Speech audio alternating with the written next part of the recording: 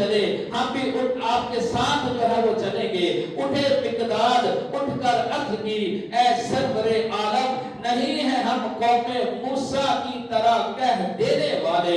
یا رسول اللہ، آپ کے سایہ نبوت میں رہ کر، دامن نبوت میں رہ کر ہم اپنی گردنیں بھی کٹائیں گے، کافروں کا خون بھی بہائیں گے، آپ کے دائیں بائیں اپنی جانیں قربان کریں گے، لیکن آپ پر اور دین اسلام پر کوئی آنچ نہیں آنے دیں گے۔ اور کافر یاد رکھیں گے کہ مسلمان کیسے ہوتے ہیں، محمد کے عاشق ایسے ہوتے ہیں، غلامان محمد جان دینے سے نہیں ڈرتے، یہ سر کٹ جائے یا رہ جائے کوئی پرواہ نہیں کرتے۔ شاعر اسلام حضرت حفیظ جلندری رحمت اللہ علیہ کیا خوب منظر کشائی جو ہے وہ کرتے ہیں کہ پھر یوں حضرت مقداد نے کہا، اٹھے مقداد اور عرض کی، اے سید دوراں، ہمیں بخشی ہے آپ نے جب سے یہ دولت ایمان، تمنا ہے اس نعمت کا بدل کچھ تو ادا کریں، نہیں کچھ اور کر سکتے، جانے آپ کی راہ میں قربان کریں۔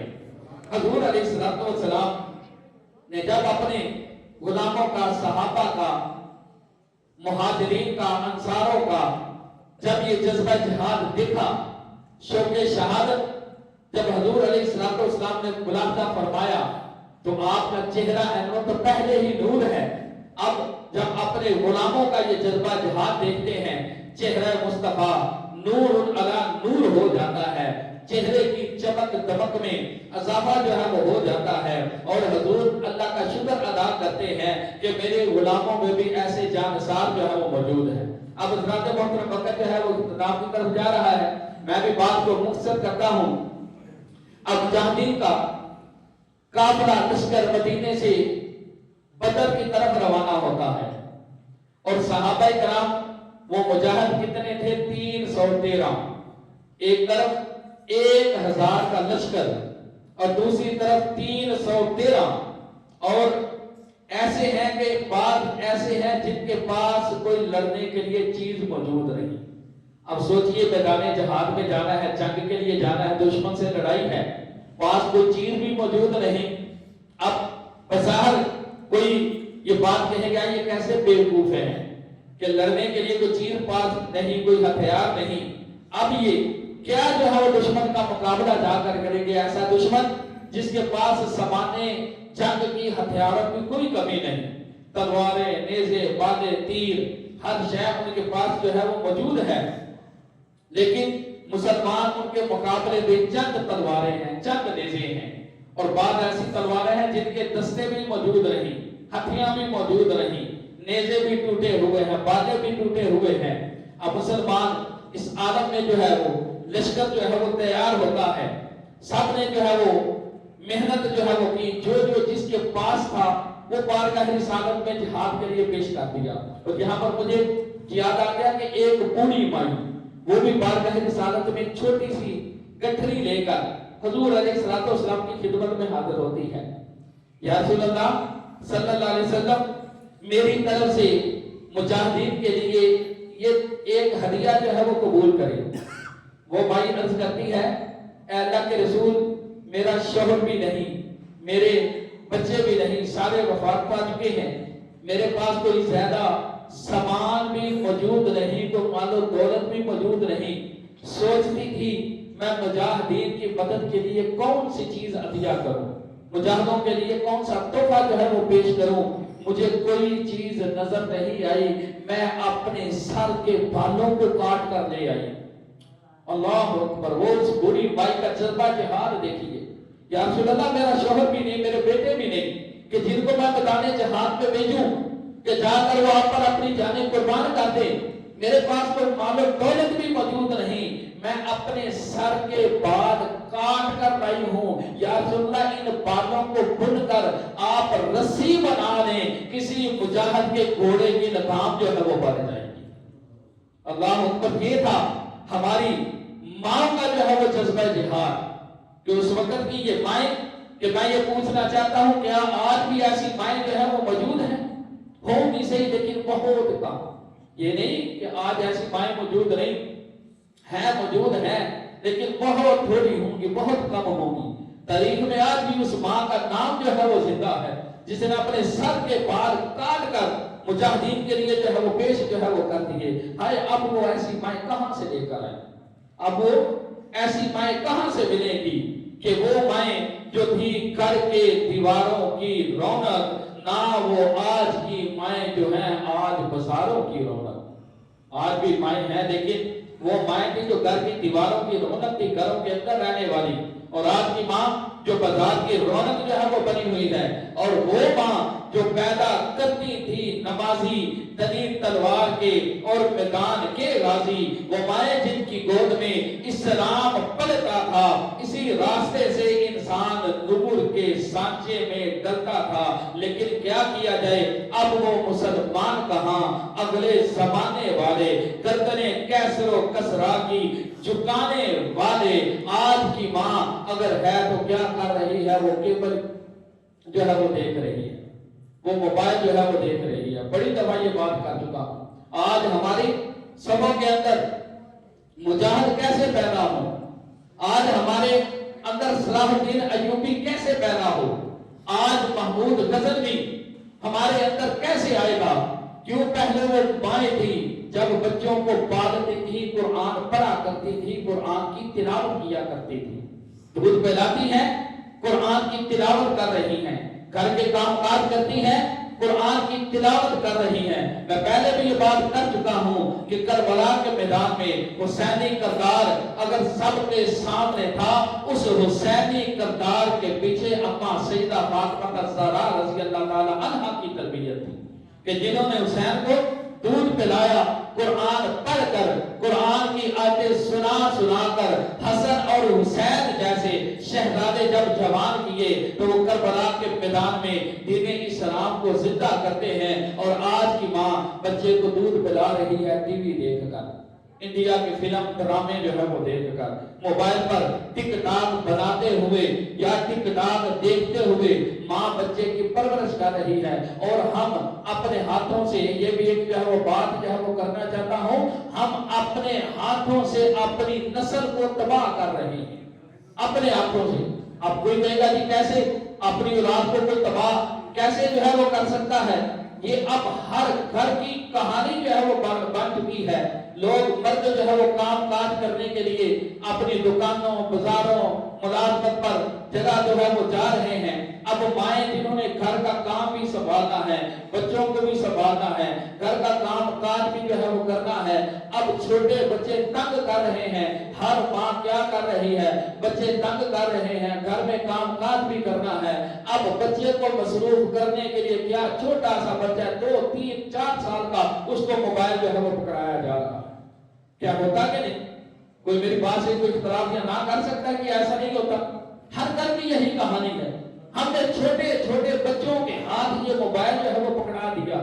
اب بچہ اس پر کارٹون دیکھے یا جو مرضی دیکھے.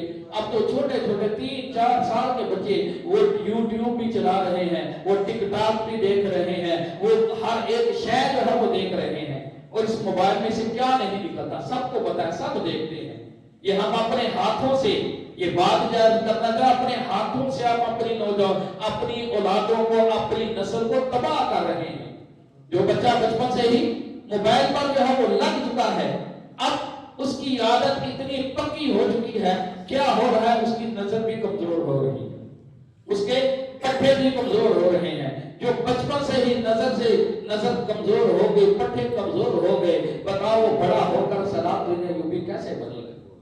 اللہ تعالیٰ ہماری قوم کو ہدایت عطا فرمائے. میدان بدر میں حضور علیہ السلام صحابہ کرام کے ساتھ جو ہے وہ پہنچتے ہیں.